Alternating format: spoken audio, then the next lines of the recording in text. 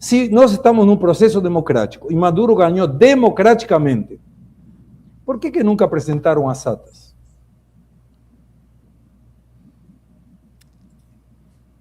Bom, minha resposta é isso? 5 minutos. Bom, eu respondo isso com toda tranquilidade, porque eu estava cobrindo as eleições venezuelanas em julho do ano passado. Eu fui um dos poucos jornalistas que teve acesso ao Conselho Nacional Eleitoral, e eu sou uma testemunha do que aconteceu naquela noite. O que aconteceu naquela noite, Segré, foi muito parecido do que aconteceu no 3 de janeiro. Houve um ataque cibernético. Toda a mesa de computação, de controle do sistema de apuração, ela se apagou. Simplesmente ela ficou escura. As transmissões das informações das urnas e dos locais de votação para o comando central se interrompeu. Isso depois ficou comprovado, se sabe até de onde partiu esse ataque cibernético, partiu de Montenegro. Se detectou um grupo de empresários norte-americanos que tinham viajado para Montenegro naquele momento. Se identificou que alguns desses empresários eram diretamente vinculados à tecnologia da informação e houve um ataque cibernético violento que interrompeu o processo eleitoral. O que acontece com a interrupção do processo eleitoral? Somente existem as atas de pé de urna, que são atas não oficiais, mas que no pé de urna são distribuídas essas atas para os diferentes partidos que participam do processo eleitoral. Os partidos que estão ali fiscalizando cada sessão eleitoral, eles recebem a comprovação de cada local de votação. Mas não havia centralização oficial do sistema eleitoral. Essas atas tiveram que ser todas recontadas. O que fez, então, o governo venezuelano? Cada partido conta o seu? Não, porque isso significaria uma guerra de narrativas brutal. Como qualquer país do mundo, o que se decidiu foi todas as atas disponíveis devem ser endereçadas à Corte Suprema. Houve uma decisão do Conselho Nacional Eleitoral de levar todas as atas de todos os locais de apuração para a Corte Suprema. Que atas eram essas? As atas que estavam nas mãos dos partidos. Porque o sistema venezuelano, ele centralizava todos os resultados e essa centralização foi bombardeada pela guerra cibernética. Esses documentos dos partidos, que foram todos eles chamados a entregar suas atas, foram centralizados pelo Tribunal Supremo de Justiça, que é o STF venezuelano. O partido de Edmundo González e Maria Corina, Edmundo González foi o candidato apoiado pela extrema-direita naquelas eleições, esse partido se recusou a entregar suas atas, porque o seu plano nunca teve a ver com eleições, tinha a ver com criar pretexto para um golpe de Estado.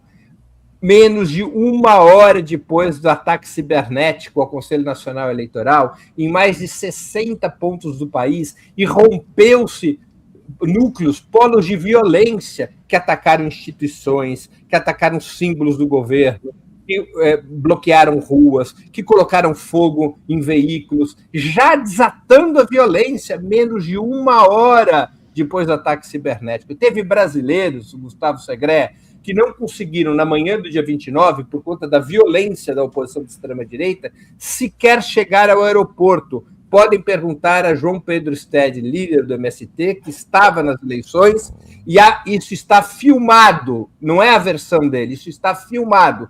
Por que ele não conseguiu chegar ao aeroporto? Porque um dos polos da oposição violenta estava no aeroporto, tomou o aeroporto e impediu os voos de decolar. Isso está na imprensa, podem procurar no YouTube essas imagens. Então, mas e as atas? Menos de uma hora depois do ataque cibernético, já havia esse golpismo em curso. As atas foram entregues por todos os partidos, menos pelo partido de Maria Corina. As atas de todos os partidos que as entregaram foram computadas pelo Tribunal Supremo de Justiça num processo que demorou 12 dias. E saiu o resultado oficial pela Corte Suprema da Venezuela. Não existem estas atas oficiais. As atas que foram processadas foram as atas que todos os partidos tinham. Se a extrema-direita tivesse entregue as suas atas, ela podia poderia ter cotejado com as atas dos demais partidos, porque nós tivemos vários candidatos presidenciais naquela eleição.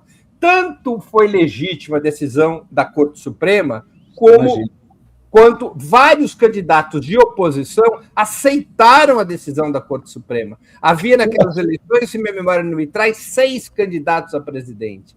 Apenas 2 das candidaturas não aceitaram o resultado. Outras 3 candidaturas de oposição reconheceram que a decisão da Corte Suprema era uma decisão correta. Essa é a história do que aconteceu nas eleições do dia 28 de julho, sobre a qual você é um desinformado. Você pode entender a eleição do Boca Juniors, mas do processo eleitoral da Venezuela você não estudou, você não se aprofundou, você não buscou informação. Obrigado. Breno, o que você achou da resposta, Segré? Não, achei uma piada a resposta, porque Stedley foi lá para invadir alguma coisa ou foi para ajudar na contagem dos votos?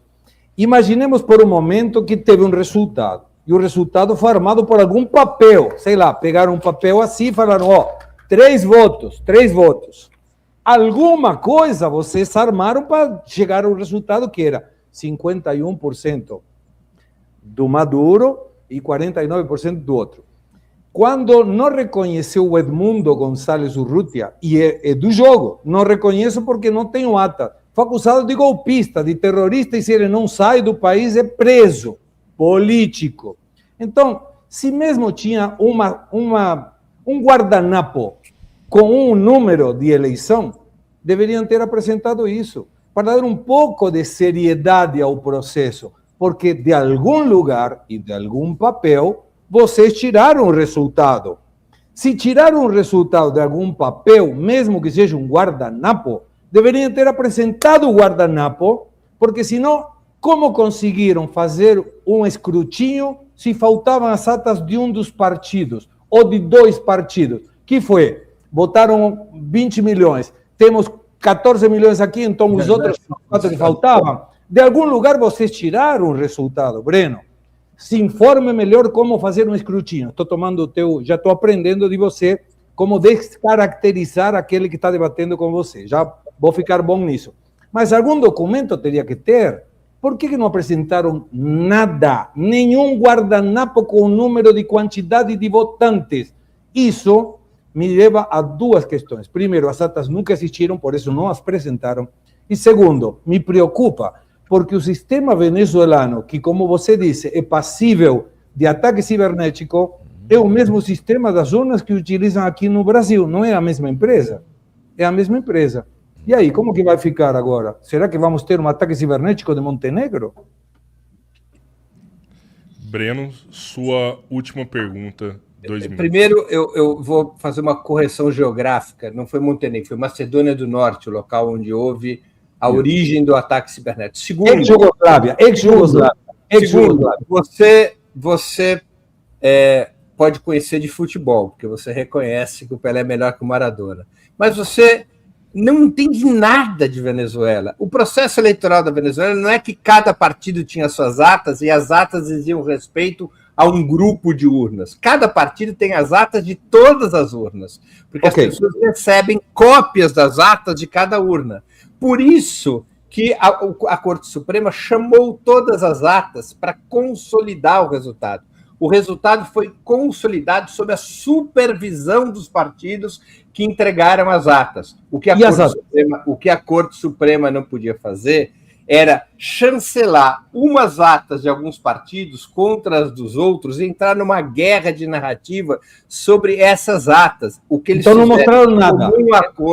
De comum acordo com todos os partidos oposicionistas que seguiram o caminho institucional, foi consolidar o resultado. Tanto é assim, Gustavo Segré, vou te contar uma coisa que você não sabe. Manda. Edmundo González, para sair da Venezuela, fez um acordo. Nesse acordo, ele assinou um documento pelo qual ele reconhece o resultado das eleições. Lógico, assim não ia preso. Esse documento está assinado por Edmundo González e ele relata nesse documento o que se passou naquela noite. A oposição nunca quis saber de eleições. Esse setor da oposição, liderado por Maria Corina, o que queria era virar o jogo. Queimaram urnas, atacaram centros de votação. Foi um ataque de extrema violência.